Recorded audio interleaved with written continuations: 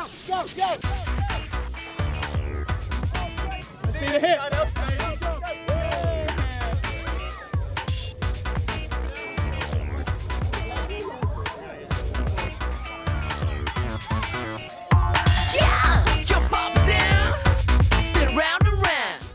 Touching down for the second time this month, the NFL making an impact in the UK for the latest instalment of its international series. This time with the help of the LA Rams and some very energetic young teammates. It's definitely landed. It's in full embrace over here, and it's great.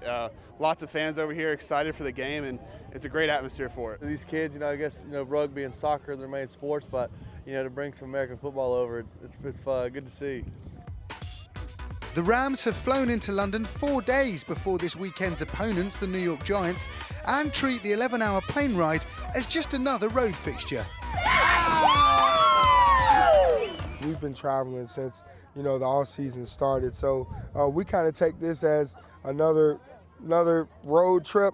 Yeah, it's a little farther than usual, but the travel is not that bad. We can't really be focused on what the Giants do. All we can take care of and worry about is what the Rams do. And in my opinion, it was very smart to come over here early to get our bodies used to, and acclimated to what we're going to experience over here.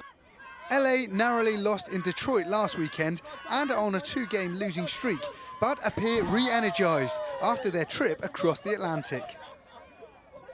For the 5th consecutive year, the Rams have the youngest team in the NFL, with an emphasis on youth clearly evident at this community day being held just outside of London in the build-up to game day.